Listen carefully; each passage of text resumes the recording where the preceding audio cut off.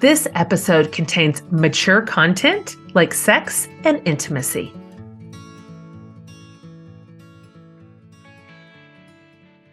Hey everybody, Jen Hatmaker here, your host of the For the Love podcast. You guys, welcome to the show. I'm in love with this series and particularly today's episode. We are in a series right now called For the Love of Sex.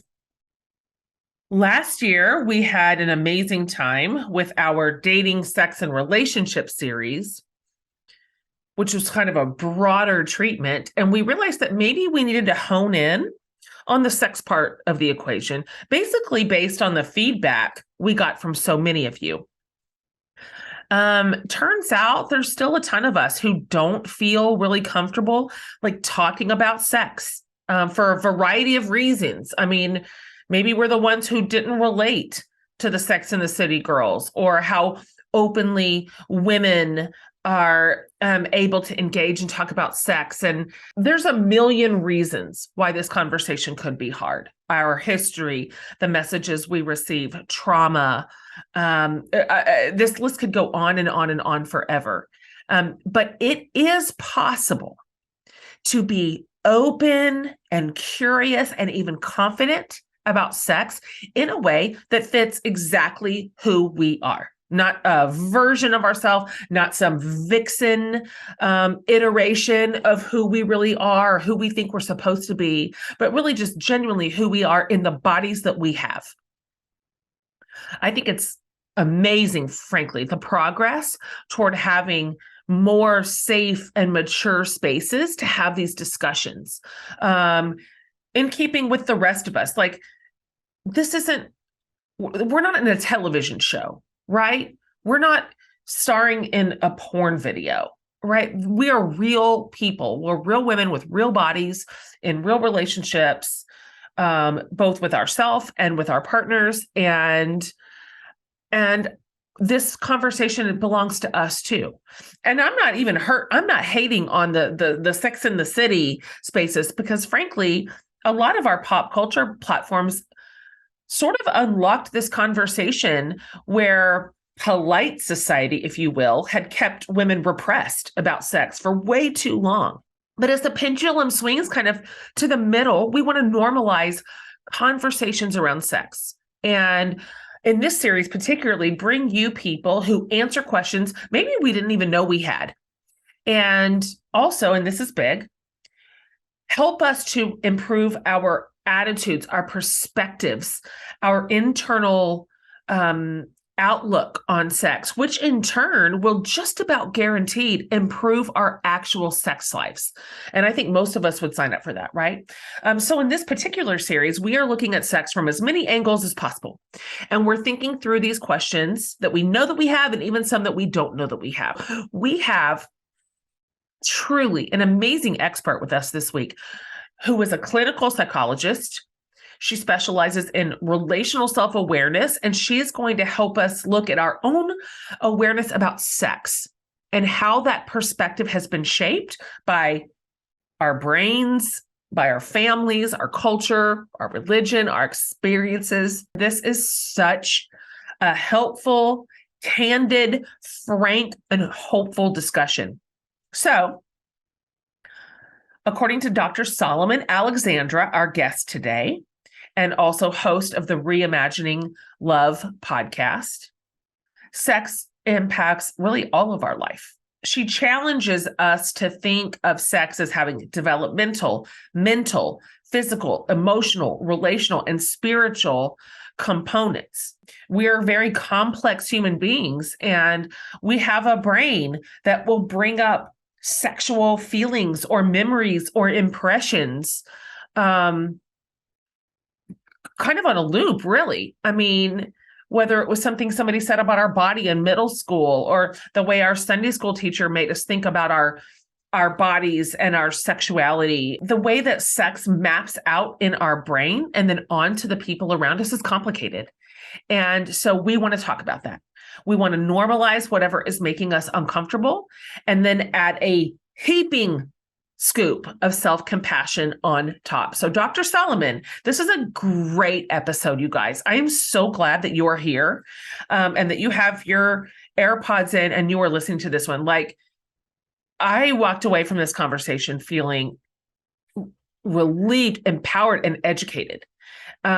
She's going to break down a whole bunch of concepts that I think will bring genuine relief to some of our worries around sex. She's very passionate about unlocking sexual pleasure for women and also building like loving and lasting relationships. She teaches a renowned course on this at Northwestern University. So briefly, like over the last 2 decades, Dr. Solomon has become one of the most trusted voices in the world of relationships. And as mentioned, her work on relational self-awareness has reached millions of people around the world.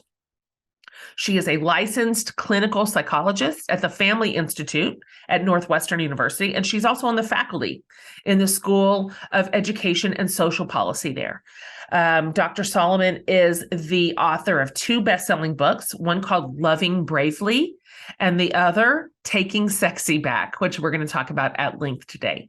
And she regularly presents to very diverse groups that cross the spectrum from the United States military academy at West Point to Microsoft and everything in between. So when she isn't working, she loves long walks and sweaty workouts and Yahtzee. I found our conversation dynamic and smart and interesting and generous. And so I think you will too. So whatever you're bringing to the table around this conversation, you are welcome at this one. And I think you are going to feel seen and heard and cherished. And no matter how dysfunctional or unsatisfying or confusing or complicated sex is for you right now, these are the first incredible steps towards something mutual and enjoyable and fulfilling. So I'm delighted to bring you my conversation with the wonderful Dr. Alexandra Solomon. Dr. Alexandra Solomon, I am just absolutely delighted that you are here. I am so excited to have this conversation with you. Thank you for giving my podcast community this hour because we want to know what you have to say. Well, I'm so happy to be here with you. I am a huge fan of your work, and I am here to celebrate all things love and sex and, you know, being women. And I'm here for all of it. So thank you so much for having me on. Fantastic. So let's start here. I have filled my listeners in a little bit about who you are, kind of what it is that you do, but can you take just a minute to tell us in your own words, this is who I am, this is where I am, this is my work, this is my people, these are my people. What's your deal, in other words?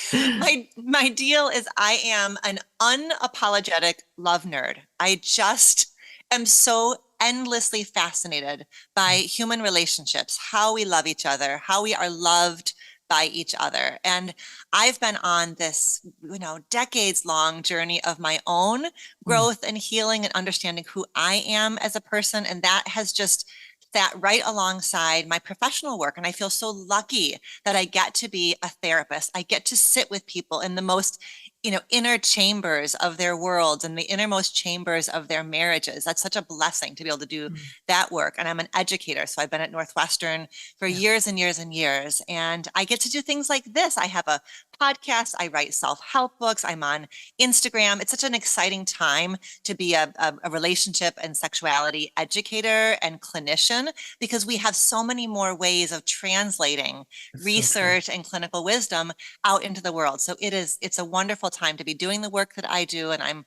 grateful every day that I get to be as nerdy as I get to be and that people listen to me. It is so true. I was just having a conversation with my girlfriends just last night, and we were talking about the capacity that we all have to be healthier and have access to best practices and to do a lot of internal work and have stronger and better relationships, simply because the way the world is set up right now, we have access to so many resources from every angle. Like, pick your platform. Someone is on there teaching us, leading us, putting words in our heads, language that we can use, stuff that our moms had absolutely no access to. They were just out in the Wild West trying to figure out the internal landscape of their hearts, of their bodies. And so it is a wonderful time to be both a teacher and a learner, because everything's at our fingertips right now. If we want to know it, it's out there. That's right. And this is one of those subjects. Obviously, you and I are about to kind of dial really into sort of conversations around sex. And I mean, I'm 48, and I know in my community of women, this is one of those conversations that charts the highest degree of interest and like felt need, and the lowest degree of actual engagement, because we don't know where to go and we don't know what to say. Some of us are either embarrassed, or we've got shame wrapped around sex for some reason, for lots of reasons. And so it's great to be able to have a conversation with you and put it on a platter in front of our community. Okay, that was a long intro. Let's frame up this conversation really quickly. In the intro of your book, Taking Sexy Back, which bravo on the title. I mean, that was the title. That was the title. Yes, on Taking Sexy Back. So you write about the difference between knowing you're sexy, YOU''RE, you are sexy, and knowing you're sexy, YOUR. What is your sexy? I really love this. I think that's clever and a definitive way to engage in the conversation around sex. So can you walk us through this, I guess, foundational way of possibly thinking about our sexuality? Absolutely. Okay, so the first thing I want to say is that the research in general, social science research, has found that in the realm of sex and dating and in intimate partnership, gender role socialization, gender role expectations are the most rigid and narrow when it comes to sex and love and dating. These scripts about who we are allowed to be based on the bodies we live in are so rigid and narrow around sex. So I knew when I went to write a book about sex, I'd have to either write for those of us who've been socialized as girls and women, or for those who've been socialized as boys and men. So I decided to write about women's sexuality. That was the audience I was at least going to reach for first. And what stands out first and foremost about women and sex is that we are so completely objectified from the time we're little, right? And that's the nature of patriarchy, is to objectify women. And we learn to objectify ourselves. I don't know how it is for you, but I know I have forever related to my body as a forever fixer-upper project, you know? And so that, of course, comes into the bedroom with us because sex is an embodied experience. So our relationship with our bodies, you know, comes into the bedroom with us. And so my relationship to my body, likely your relationship to your body, is sizing it up based on how other people perceive us, how we are, especially for those of us who are straight, how we are in the male gaze. So sexy is a question, like, am I sexy? And there's an idea that who's allowed to be sexy, what sexiness is defined from the outside in. So when I wrote Taking Sexy Back, that's what we're taking back. We're taking back the idea that actually our sexy lives right here inside of us, and it always has. Your sexuality is a part of yourself. It's a part of who you are. It's your embodied relationship with touch and physical expression and pleasure and creativity and play, and that the reclamation is beginning to experience that from the inside out versus a question that somebody else answers. Yes, you're sexy. No, you're not sexy. You'd be sexier if you do this or look this way. So that's the shift that we're trying to make. It's liberating just to hear you say that, just that this is an inside job. First and foremost, and even primarily, but that is, therein lies the challenge, because we have, as you've mentioned, been so conditioned otherwise. And every message that women and girls have received has suggested that we're on a stage for other people to decide these things for us. Let's talk about this idea of turning inward for these answers.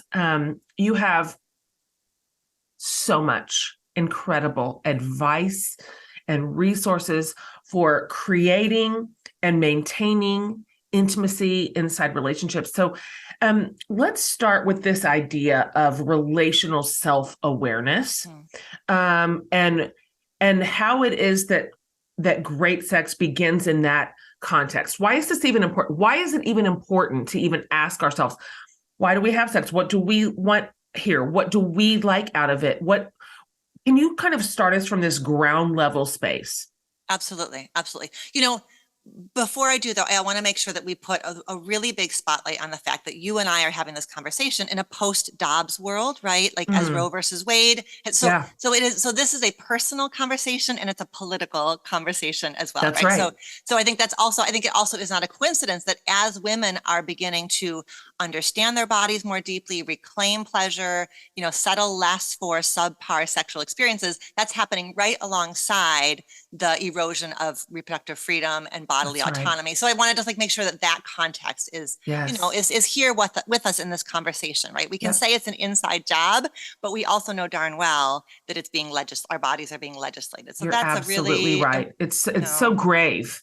It's just so grave. It's so dire right now. And I've got young adults. My kids are young adults, and I'm just looking at them thinking, how are we rolling this back to your grandmother's and great grandmother's time right now? And it feels daunting. Yes.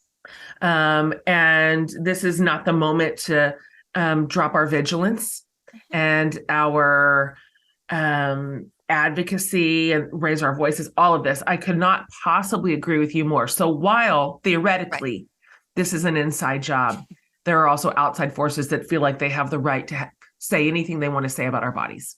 Absolutely. Okay. Yeah. And that's, and yet we're going to persist. And yet we are going to talk about, pleasure and how we understand ourselves. So relational self-awareness. So as we said at the top, I switch hats a lot throughout the week.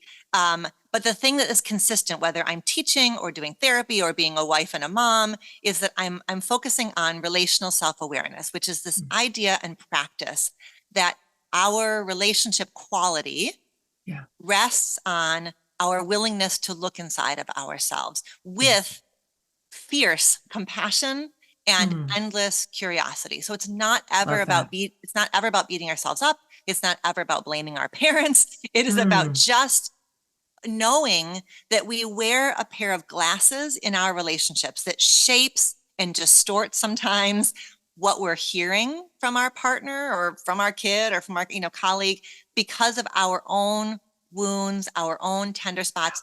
We have relational distortions, not because we suck, but because we are human and we are tender and we are shaped by our experiences. So relational self-awareness is a practice. It's everything that I do. And it's essential to bring into the bedroom because we have been, as we were saying before, we've been socialized about who we're allowed to be. And many of us have been given quite harsh, fear-loaded and shame-inducing messages about the whole realm of sex. And that stuff, even if we're not consciously thinking about third grade sex ed while we're, in bed with our partner, even if we're not consciously thinking of it, those early experiences shaped how we show up for intimate moments. It's so real. It's baked into the sauce, at this point when we've received those for so long and starting at such an early age. Self-awareness can be really challenging because our instinct is just to say, the way I feel it's right-sized. It's just, it's very hard work and humbling work to be able to say, I might be having a distorted reaction to this. And I find that really challenging. It's interesting, this conversation for me right now, because I was married for 26 years and lost my marriage at the beginning of the pandemic. And then got far enough away from it that I could look back with much more honesty, self-honesty, self-reflection, this relational self-awareness that you're mentioning, and was able to say, okay, I've got some stuff here. Because what I wanted to do is to be like, I didn't do this. This wasn't my Yep. choice. This was done unto me. But this relational self-awareness has been really monumental for me to say, no, these are this, and this, and this. These are my patterns, my deal. And I'm either going to face these or I'm going to walk them right into my next relationship. So right. these have to do with me and only me.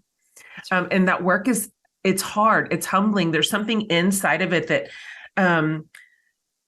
for some reason, I find myself wanting it to be somebody else's fault or problem. And this idea of internal work that sometimes is not super pretty to look at. The mirror doesn't always give like the most generous reflection. It's just a real reflection. Is hard. Can you talk about the challenges? Because it sounds, I love the idea of it. Like, let's just do this internal self-reflection, and then this will put you like in a more like relational win. But it's hard. It's hard. And, you just said it so beautifully and powerfully, is that I think that everybody who comes out of a marriage, especially a long-term marriage, has that opportunity to learn and to grow something from that like super fertile soil. But it's really hard and scary, and it has to be done self-compassionately. And I think that with like holding on to grief and gentleness, and that I did the best I could at the time I was doing it. And the only way we can tolerate it is if we're really vigilant to not to say that we're doing this as a process versus trying to decide like a judge whose fault it ultimately was, right? That That's it really, so good. that it's not about figuring out where to put this like bag of blame or responsibility, because relationships are too complicated. But think about our political world. Like we crave these like simple answers of like, it's, zero sum, it's either me or it's you. So Totally. we come by that like binary thinking really honestly. Like I get why we do it. But what I love about studying and teaching and learning about relationships is that we cannot indulge in simple answers. All we can do is like grow our capacity to be like, and like, here's another layer, and here's another layer. And as I peel that back, I have both more compassion for you, more grace for us, more curiosity about what's possible now. That's the only way this work is tolerable, because otherwise, you're right. We would either be chronically enraged at all the ways we've been done wrong, or we'd be chronically ashamed of ourselves, and therefore unable of being close to somebody else, because we can't be full of shame and connected, Oh, it's so good. Such good advice. A couple of things that you advise people to try in order hopefully to feel more, let's say, confident in the bedroom. You say, notice our self-talk, bring mindfulness to bed, and enlist a teammate. Can you break those down for us and how they particularly like nurture self-compassion, which in turn nurtures confidence, right? This is kind of the domino effect. Yes. So one of my like kind of points of annoyance these days is I'm so here for sex positivity, right? This is the term that we've been using for the last like 7 to 10 years of being, sex positive, which basically means coming in with the idea that sex is natural and it's normal and we're all sexual, and what we're interested in is not weird or pathological. Like it's really kind of coming in from a foundation of positivity. So I'm here for it. But I think sometimes we get ourselves twisted and we think that if we're sex positive, it means that we're just like these super confident, like vixens and divas, and we're up for anything, and we can talk dirty and, do anything, any old kind of way. That is a narrative. That is another narrative. Yes. And I think that young women struggle with it. I think that I think we all struggle with this idea of like, wait, can I be sex positive and a bit timid? Can I be sex positive and, what we would call quote unquote vanilla, or like not super interested in being, in being kinky or pushing edges. And so that's why I love that you teased apart in your question the difference between confident and compassionate. And that confidence really is, to me, it's about the ability to stay present during a sexual experience with a partner, the ability to stay engaged versus either exiting our bodies, you know, and what sex therapists call spectatoring, which is kind of like watching the scene from above because we're a little bit like dissociated or out of our bodies. That's one of the exit doors. But the other exit door is performance, which is where we just get hyper focused on how our partner's feeling, how we look, you know, to our partner, if what we're doing is good enough for our partner. And those are the kinds of exit doors that women especially take that really compromise pleasure and fuel, you know, what the research has found is a persistent orgasm gap that especially, and the orgasm gap only really shows up when you look at heterosexual sex. You know, in queer sexual experiences, the rate of orgasm is pretty much, you know, universal across the board. It's like the high 80s, it's the high 90s. You know, people, you know, queer sexual experiences tend to be pretty darn reliably orgasm producing. But in heterosexual couples and heterosexual sex, there's an orgasm gap. He hangs out, you know, in the 90% chance that he's going to have an orgasm, and she hangs out in the 60% range. And so straight women especially have work to do around, as you said, self-talk, mindfulness. But the third one, enlisting a teammate, is that really we've got to talk about the kinds of sexual behaviors. I think we're going to get into this, the kinds of sexual behaviors, the kinds of sexual scripts that really are orgasm producing for women. Can you talk more about that? Yeah, I mean, this is my colleague, Dr. Lori Mintz, calls it getting cliterate. Yes. Oh my gosh, that is brilliant. I'm so upset I never came up with that. Yeah, don't you so think? Funny. Cliteracy. Hilarious. Something that really very few, if any of us, learned in, you know, high school sex ed, right? Like if I didn't. No, could you have found the clitoris on a diagram when you were in? No one said that word to me. Like, I mean, we were in a vacuum of education in the 80s and like early 90s. This was just, we were still having like abstinence only sex ed. So, I mean, no one's going to talk to you about your clitoris or what to do with it. So that was self-discovery at best. That's right. That's right. If you happen to, stumble upon it, like, wait a minute, this feels important. That feels different. Yes, exactly. Yeah. And well, and unfortunately, that is still true today. Like there was a study where they showed college students a diagram of the external female genitalia, and only half of women could identify 80% of the structures, and only a quarter of men could. So we are that's a recent study? Oh yeah. That's current. Oh, that's depressing. It's because abstinence only sex ed still really pretty much like rules the day here in the US, you know. And if you see a diagram, what you see is like, you know, the internal reproductive organs, which is so telling, right? Like the message is everything down there is for reproduction, not pleasure. So we're going to actually intentionally not talk to you about pleasure. And if you're talking about pleasure with women, you're talking about the clitoris, which is, you know, a part of sexual anatomy that only exists for pleasure. Like that's pretty freaking wild. Like think about that. 1/2 of our population is built with a body that has a part that is just for pleasure. Yeah. That's pretty damn powerful. It is. It is. And so when you say enlist a teammate, what does that mean?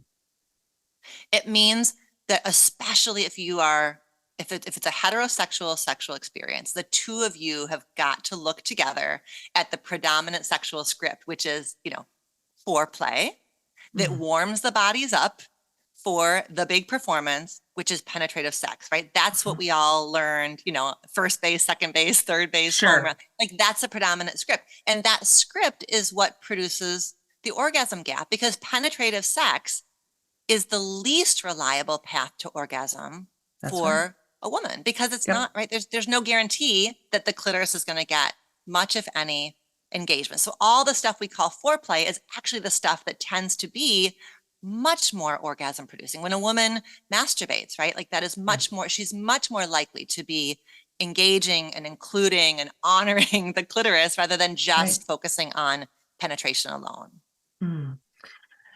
Yeah, that's so good. And that in turn allows women, right, to stay in it, to stay in their body, to stay in the moment. no longer in this sort of performative space or dissociated space, but rather highly engaged because we're being engaged in a way that's pleasurable, right? And I think I think frankly, it can be also liberating for men as well, right? That there's so much that when you say that everything we do leads up to penetration, basically you're saying that his job is to get hard and stay hard. That's true. That's a bunch of freaking pressure. Yeah. Whereas if we view sex as just like, it's an unfolding experience of touching and being touched, and that there's not a goal that we're getting to. It's liberating, I think, for everybody involved. That's a great point. The narrative did men no favors either. Really, that's a lot of pressure. Like, this one way to have sex is supposed to both produce your orgasm and hers, which is a challenge at best. And so I want, this is freedom, not just for women, but for all of us inside relationships. This episode is sponsored by BetterHelp. We are talking to Dr. Alexandra Solomon today, and this conversation reminds me that getting to know our whole selves is just a process. We're always growing and changing and learning and hopefully healing along the way too, from just life. I've seen this in my own world, I know, and I owe a lot of those discoveries and positive growth patterns to the work I've done in therapy, which has been instrumental in my healing journey from my own trauma. And what I really respect about therapy is that it's all about deepening your self-awareness and understanding of yourself. Because many times we can't even see our own patterns and behaviors. We don't know what we want or why we react a certain way until someone sort of talks us through it. So if you're thinking about starting therapy, I encourage you to give BetterHelp a try. It's convenient, flexible, affordable, entirely online. BetterHelp connects you with a licensed therapist who can help take you on your own journey of self-discovery from wherever you are right now. So just fill out a brief questionnaire and you'll get matched with a licensed therapist. And you can switch therapists at any time if you need to for no additional charge. Discover your potential with BetterHelp. Just visit betterhelp.com/forthelove today and you'll get 10% off your first month. That's BetterHelp, HELP.com/forthelove. A fun thing for me that I've told you about before is that my 3 a.m. nighttime brain wants to wake up and think about, well, like health insurance premiums that are due and my children's future and the state of all of our cars and what I said that one time to that one person. But also a fun thing for me now is that 3 a.m. brain is no longer invited to the party because of one thing: Focal CBD sleep gummies. They have changed my sleep game entirely. First of all, they work in that they have solved my middle of the night problems, but they're also yummy, like healthy sleep candy. I don't know what kind of magic makes them so effective because I'm not a scientist, but there's no weirdness in these. There's nothing bad. It's only good stuff only. Okay. So maybe you are a champion sleeper. If so, congratulations. And you just need a little focus during the day. Guess what? Focal has daytime gummies too. So I've got a code for you. If you want to change your brain game, For the Love is your code to get 20% off at focal.com. But really, sleep is priceless. So you can thank me later. So that's Focal, FOCL.com. And your code is For the Love for 20% off. Another thing that you write is all of our choices, including our sexual choices, are guided by either love or fear. I find this highly relatable.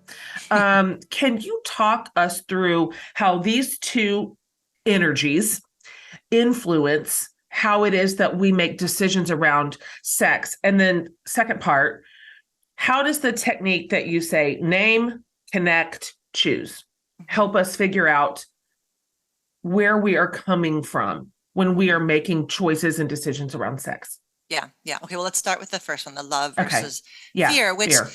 I mean, that's, I think we can go into a sexual experience because we want to, right? Like that's the energy of love. I choose this. I want this.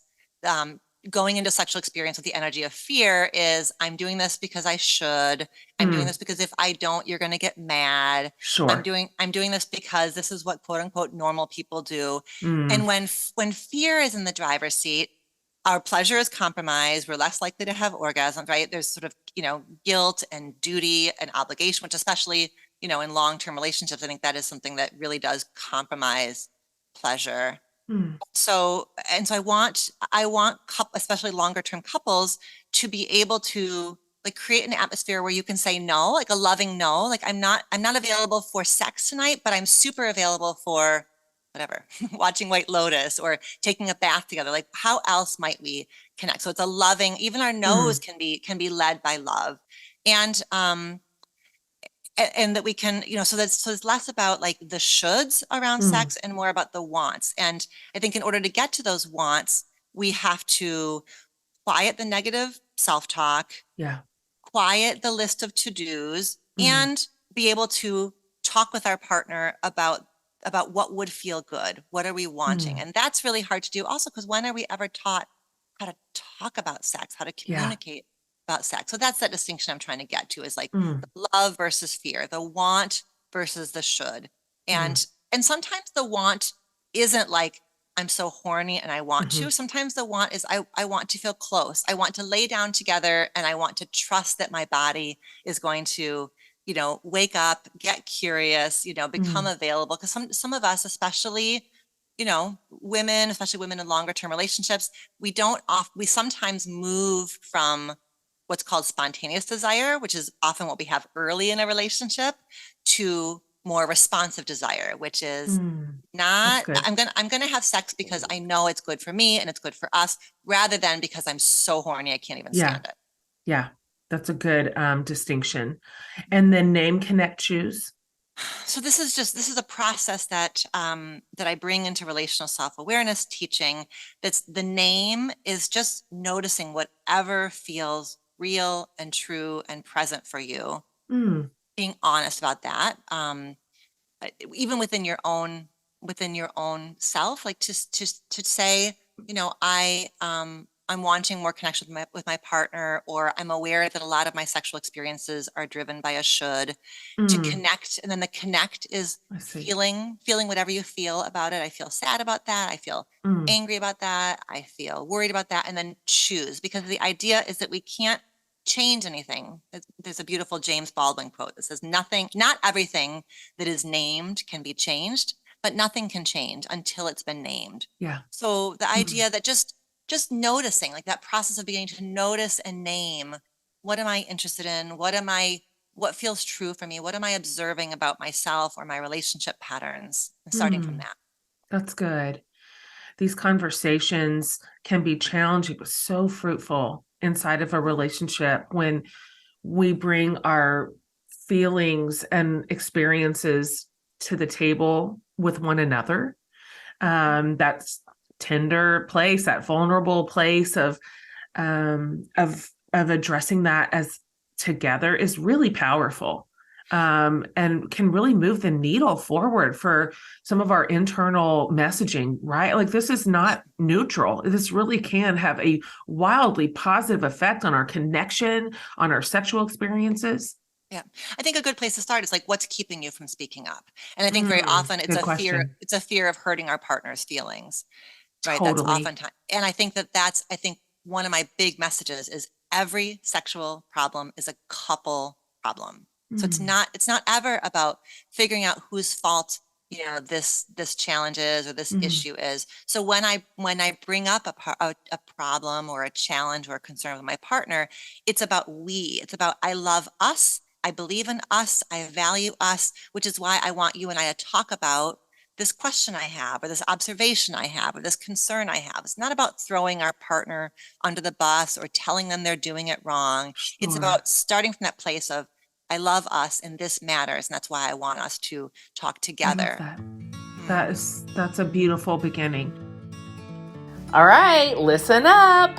I have a brand new me course on sex that's out now, and it is fire. Look, I don't care if you're single, married, mingling, whatever. You do you. It doesn't matter, because this course is for all of us.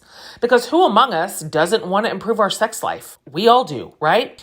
So for this course, our sexpert, if you will, Dr. Celeste Holbrook is here. and you are going to absolutely fangirl her so hard.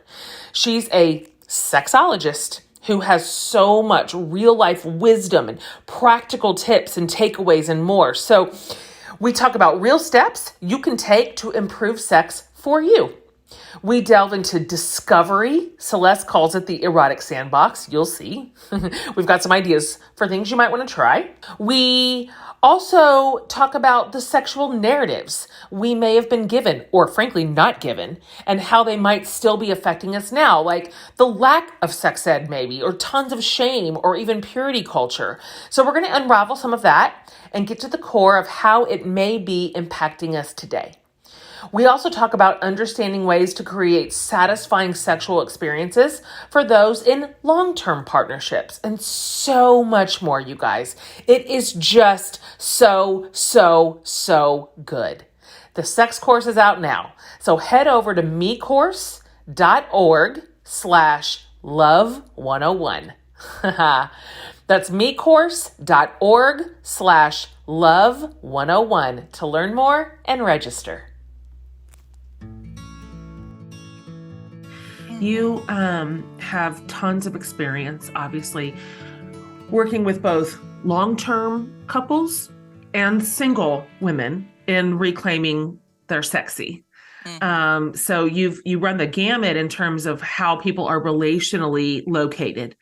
So of course, this might be an impossible question, but it's two-part.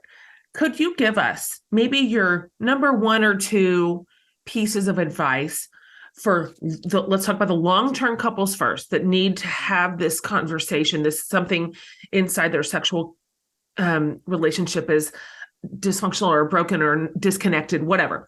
So the long-termers. And then secondly, maybe your number one or two pieces of advice for single women, whether they've been single their whole adult lives or they're newly single, who are maybe confronting their deeper feelings on sex, either for the first time or again. I mean, I think for long-term couples, my biggest piece of advice is just what I said a moment ago, which is that every sexual problem is a couple problem, which gets tricky because it's like, well, the low desire is your low desire. The erectile difficulty, that erection lives on your body. So sometimes with sex, it gets tricky because you can locate the problem inside somebody. And there's always a context and a dynamic for every, erectile dysfunction. There's a dynamic. There's how the partner feels about the erectile challenge. There's how the person with the erectile challenge feels about it. There's what the two of them do in the face of it. So I want long-term couples. I want, first of all, to normalize that especially if you're monogamous and you're trying to make love to the same person for like decades, shit's going to happen. There's going to be there's going to be dry spells. There's going to be like mismatched libidos. There's going to be menopause. There's things. There's going to be childbirth and job changes and medical diagnoses. Like things are going to happen, and so I want couples to be together, shoulder to shoulder, looking at the problem together. Right? It's not my problem or your problem. It's us looking at our sexual connection. How do we as a couple cultivate this, nurture it, tweak it over time? Because it's not, making love as 50-year-olds is going to look and feel different than making love as 23-year-olds. So how do we work with that together in a way that is, lighthearted, gentle, graceful? I mean, I'm just kind of pulling from my experience in the latter half of the long-term space. It is so easy to slip into just rote disconnection. There's enough narratives to support it too. You're busy, you're getting older, your bodies are getting older, you've got all these kids you're managing. There's plenty of people to say, here are all the reasons why sex is going to be disconnected or dissatisfying right now. And so I know I felt lonely inside of that because I didn't really, I'm not sure that the obvious statement of this is a together issue, like this is something to be solved together and you're on the same team, like same side of the equation here. I feel like the more common response is, I've got a problem. That's right. This is my problem. And so that alone is revolutionary to say, hey, you're in the same boat. Let's row it together. Like, no matter where the thing is located physically, if that's the case. That's right. That's right. Uh-huh. That's right. It's really hard. It's hard work to do. And it's not work that everybody is available for. And it's why I want couples in couples therapy early and often. It's why I want couples therapists to be very well trained in sexuality. That's kind of a problem in our field, is that the couples therapists are over here and the sex therapists are over there. And so I spend a lot of my time educating couples therapists about sex and educating sex therapists about relationship dynamics. Like I want that to be just a normal part of a couple therapy conversation as well.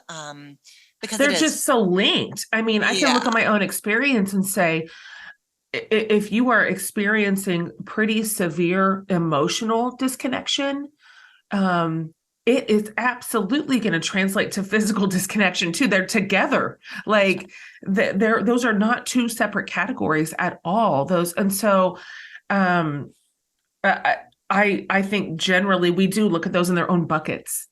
But the integration there is so clear in an experiential place. Like, I mean, maybe we're going to do talk therapy over here about the way we argue, but I wish somebody could also say, let's talk about the way you're having sex, you know, and found that parsed out together. Let's talk about how you coach and lead single women. Yes. Well, I think that you're right that the category of single women is really diverse. As you were saying before, single women who've been single for a long time, single women who are newly single, especially who are coming up out of a long-term relationship. So to those gals, the first thing I would say is that your sexuality doesn't, your ex doesn't take your sexuality with them. Even if in a long-term marriage, like that was really your only or your primary sexual experience, like your sexuality comes with you. It lives inside of you. And so I think that especially for the newly single, it's a chapter of like reclamation, right? Of what is the healing I want and need to do? What will I no longer tolerate? What do I even want? Have I ever, for many women, have I ever masturbated? Do I understand my own relationship with my body? And it's a wonderful time to have those big questions because there are just so many resources. The back of Taking Sexy Back is a long list of all the books that I love, all the teachers that I treasure and that I learn from, because as we were saying in the beginning, there's so much information available. So I want single women to really like become fierce advocates for their own pleasure and their own sexuality. Not that they're going to go out there and, whatever, be willy-nilly unless they want to, my gosh, whatever. But just so that then when they decide that they want to step back into that intimate realm with a partner, they feel like they're on really sturdy ground within themselves. Yeah. They know where their boundaries are. They know what's going to work for them. They know how to advocate so that those patterns, can be set up in really healthy ways right from the start, and perhaps a way that they didn't, in their marriage or in their 20s. So I think so that's for the women who are kind of newly single. I think that is so phenomenal. And just in 1,000 other ways, being newly single, it is an invitation to learn, to grow, to reassess maybe some old stories that you've told yourself about yourself for a really long time. This definitely includes like our sexuality. When you've had sex with the same person for a really long time, you have this idea about yourself as a sexual being baked in. This is the kind of sex I have. This is what I'm like in bed. This is all of that is kind of up for debate. It's up for reexamination in a wonderful way. It's and outside the what can be the anxious, if you had a partner who's looking in on that work the whole time and you're disconnected from that person, that is anxiety provoking. But in a single space, it's your body, it's your moment. Like you're free to really kind of explore. That's been like a really exciting and wonderful development for me post divorce, that it was like a very strange gift wrapped in very strange packaging. Yeah. Yeah. This is really well said. Right. Not anything that you necessarily went looking for or wanted or hoped for, but you're just like, oh, wow, here's something that I hadn't known might happen. Yes, This is a strange gift, an exactly. opportunity, an It is. opportunity. You teach a very renowned Marriage 101 course. But if you were to teach a sex education 101 course, what would be, let's just say, your thesis? And maybe you're supporting one or two, like, here's our big chapter headings, guys. Like, this is where we're going to dial into if you are taking people from the beginning of the story. Yeah, I love that. What a great question. I think the class would be basically the thesis would be you are enough as you are. Oh, that's so good. Oh, your class would be packed. Because that's sex and shame are like next door neighbors, right? Because for so many of us, our first learning about sex is sex and disease, sex and sin, sex and danger, sex and risk, That's right. sex and loss. So that's where we would start. It's just like, you are enough as you are. You are whole as you are. That would be really the premise. And then it would be really about, and this is what I do when I teach about sex in the Marriage 101 course, which of course I do, because I'm not going to assume that any of those undergraduate students have had adequate or medically accurate even sex education coming into college. So we kind of start from like, let's, make sure we've got sort of foundation here. And it's about sex as like a menu, right? That sex is a menu, and there's not, and it's an umbrella for all kinds of erotically charged behaviors. It's not, sex doesn't equal. I think when we hear the word sex, we so often think about penetration, right? Penetrative vagina, penis and vagina sex, which first of all renders all of our queer people in our lives, renders them invisible and says that somehow they don't have sex because they don't have penis and vagina sex. So we have to expand the word sex, right off the bat, for the liberation of queer folk and for the liberation of all folks, that sex is about just connection, exploration, play. So that would be one of the really central that's points. Good. And then also just normalizing that as long as you are breathing, your sexuality is changing and evolving. And I don't want anyone to hold themselves to some external standard, either a porn standard or a fit body standard or an able body standard or a young body standard. Totally. That just, you get to be sexual just because you are alive and breathing. Those would be the really important message. And it would be a lot focused on how to talk about sex, because the research shows that couples who can talk together about sex have better sex. Like, that translates. Talking about sex leads to more desire for sex and then better sex when you do have it. I love that. That's so hopeful. And I guess that would lead me to my last question for you, which is, you, of course, this is your area. This is your expertise. This is your bread and butter, and you have seen and heard it all. And you come from a really knowledgeable place of facts and information. And so what would you say is the really hopeful story here? I'm thinking about the woman who's listening today, and this has just been a painful place. This is a hard subject. It's complicated. It's not going the way she wants it to go. This is hard for a lot of people. And so what to you is the hopeful message here? Really, not just from a place of hope springs eternal, but what's possible. The potential that doing this work has inside any given sexual body and or relationship. And so what would you kind of hang up on the lantern as listen, this is why this is all worth it. This conversation, this is what's possible.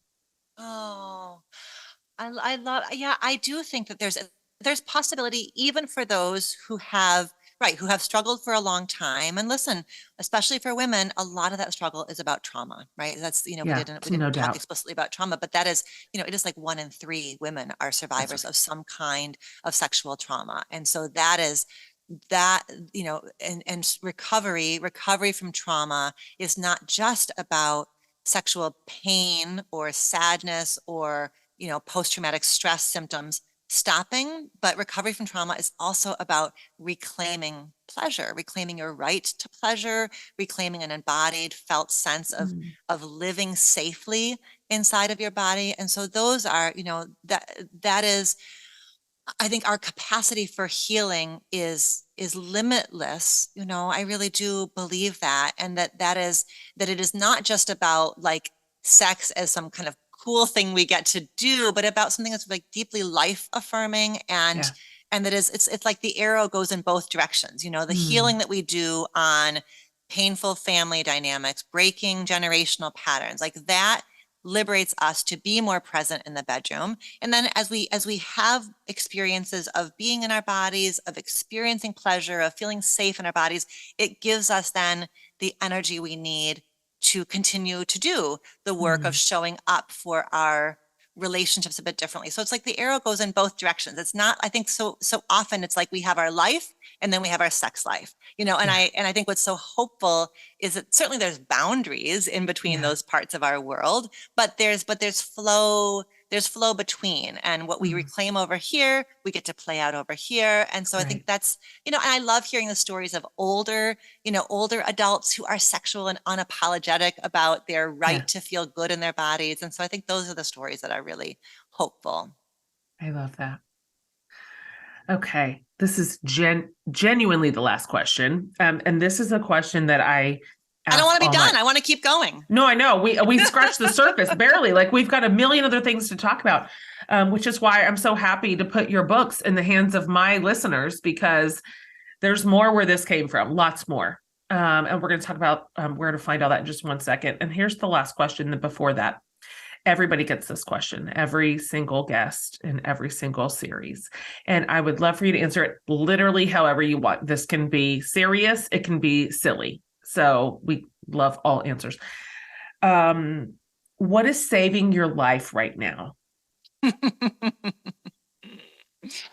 What is saving my life right now is we have a new fireplace. We've lived in this house for years and years and years, and we've never gotten the fireplace going. I cannot tell you why. And this year we got the fireplace going, and it's saving my life because it helped me mark the distinction between day. I work from home now, whatever. So it helps me mark the transition from day to night. It's so pleasurable for me. It reminds me that I deserve to have cozy, beautiful, feel good things in my life. So the fire, my light in the fire, at the end of my day, it's saving my life. I love that answer. No one's ever given that answer, but I feel that in my bones. Finally, will you just tell my listeners where to find you, where to find your work, how to follow you, all those things? Sure. The best place to start is just my website, which is dralexandrasolomon.com. And there you will find, hundreds of articles and links to the podcast. My podcast is called Reimagining Love. It's a weekly show, and we've got episodes on sex and dating and healing and all of the things.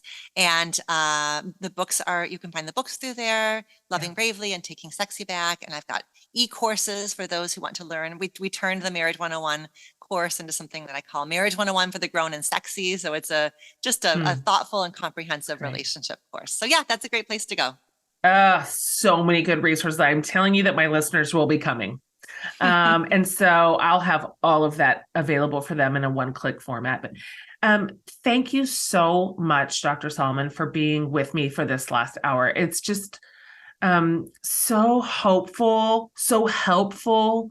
I just find myself like my shoulders like relaxing a little after having this conversation with you. And thank you for honoring just the dignity of every person who just gets to be sexy because they live, and they are sexy because they are a human being and they deserve pleasure and joy and connection. And it's just such a healing message. And so thank you for bringing it so eloquently to my community today. Thank you so much, Jen. Thank you for valuing this kind of a conversation. Because like you said, there's a ton of interest in it, but nobody wants to go first. Nobody wants to, but we're all thinking about it. We all have questions and concerns. And so thank you so much for valuing it. Okay. Thank you. That was one of my favorite conversations in this series. I loved what she had to say. I love that. I like the spirit of compassion and curiosity. She said that earlier in one of the questions. And I'm like, those two things could change our relationships with our own bodies, with our own history, with our own possibility for pleasure, and definitely with our partners.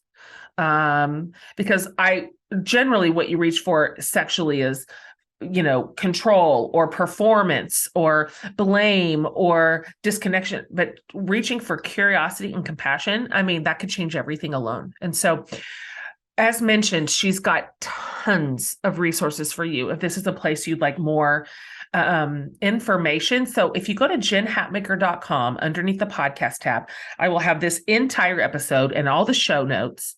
And I will also have everything Dr. Solomon related, links to her books, to her website, to all those resources she mentioned, her e-course. Like, this is important, not just to have better sex, but to have better relationships, to have better, really whole entire lives. This one really matters. And so thank you for being here. More to come.